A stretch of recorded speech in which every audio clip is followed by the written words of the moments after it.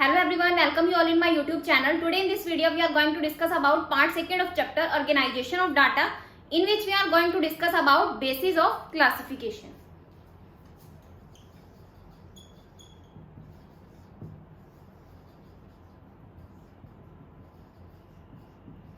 Basis of classification में हमारे पास first है geographical classification, second one is chronological classification,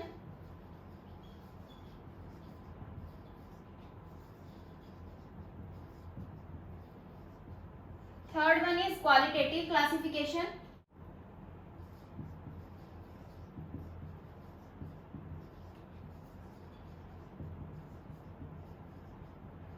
and the last one is quantitative classification.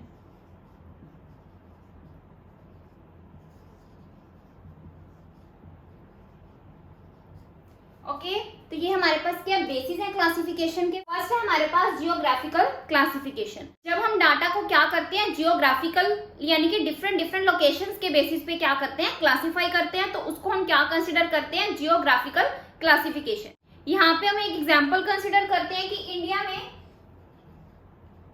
Bicycle manufacturing firms है वो कितनी है। क्लियर, उसके बेसिस पे हमने क्या करना है डाटा को क्लासिफाई करना है। तो हम कैसे करेंगे, यानी कि हरियाणा के अंदर कितनी फर्म्स हैं, पंजाब के अंदर कितनी फर्म्स हैं, and last one is UP के अंदर कितनी फर्म्स हैं। क्लियर, तो हम क्या करते हैं डिफरेंट लोकेशन के बेसिस पे डाटा को क्या कर रहे हैं क्लासिफाई कर रहे हैं कि हरियाणा के अंदर कितनी फर्म्स हैं 12 फर्म्स हैं, पंजाब के अंदर 5 है, यूपी के अंदर 6 है। क्लियर, तो अगर हम क्या करते हैं इस बेसिस पे डाटा को क्लासिफाई करते हैं तो उसको हम क्या कंसिडर करते हैं जियोग्राफिकल क्लासिफिकेशन। क्लियर, यानी कि अलग अलग लोकेशंस के बेसिस पे हम डाटा को क्या करते हैं क्लासिफाई करते हैं। ओके, नेक्स्ट है हमारे पास क्रोनोलॉजिकल क्लासिफिकेशन। क्रोनोलॉजिकल क्लासिफिकेशन में हम क्या कंसिडर करते हैं कि टाइम पीरियड के अकॉर्डिंग हम डाटा को क्या कर रहे हैं क्लासिफाई कर रहे हैं। क्लियर, फॉर एग्जाम्पल हम यहाँ पे एक एग्जाम्पल कंसिडर करते हैं कि 2009 में बाईसाइकिल मैन्युफैक्चरिंग फर्म्स कितनी थी, 2010 में कितनी थी, 11 में कितनी थी और 2021 में कितनी है। क्लियर, यानी कि हम क्या करते हैं डिफरेंट टाइम पीरियड के बेसिस पे हम क्या करते हैं डाटा को क्लासिफाई करते हैं, तो उसको हम क्या कंसिडर करते हैं क्रोनोलॉजिकल क्लासिफिकेशन। ओके, नेक्स्ट है हमारे पास क्वालिटेटिव क्लासिफिकेशन। क्वालिटेटिव क्लासिफिकेशन में हम क्या करते हैं डाटा की क्वालिटी के बेसिस पे हम क्या करते हैं डाटा को क्लासिफाई करते हैं, तो उसको हम क्या कंसिडर करते हैं qualitative classification. Clear, qualitative classification में हमारे पास यहाँ पे 2 टाइप्स है। First one is simple classification, second हमारे पास मैनिफोल्ड क्लासिफिकेशन। क्लियर, यानी कि सिंपल क्लासिफिकेशन में हम क्या करते हैं डाटा की सिंगल क्वालिटी के बेसिस पे हम क्या करते हैं डाटा को क्लासिफाई करते हैं। For example married, unmarried, male, female. Clear, अगर हम क्या करते हैं सिंगल क्वालिटी के बेसिस पे डाटा को क्लासिफाई करते हैं तो उसको हम क्या कंसिडर करते हैं simple classification. Clear, second one is manifold classification. Manifold classification में हम क्या कंसिडर करते हैं कि सिंगल क्वालिटी के बेसिस पे हम डाटा को क्लासिफाई नहीं करते, बल्कि मोर देन 1 क्वालिटी के बेसिस पे हम क्या करते हैं डाटा को क्लासिफाई करते हैं, तो उसको हम क्या कंसिडर करते हैं मैनिफोल्ड क्लासिफिकेशन। ओके, यानी कि इसमें हम क्या कंसिडर करते हैं कि एक फैक्ट्री के अंदर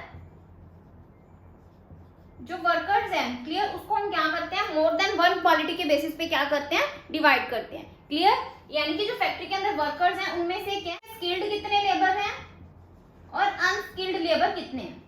क्लियर, यानी कि उस बेसिस पे हम क्या करते हैं डाटा को क्लासिफाई करते हैं। फिर हम क्या करते हैं स्किल्ड में से कि कितने वर्कर क्या इलिटरेट हैं और कितने क्या लिटरेट हैं।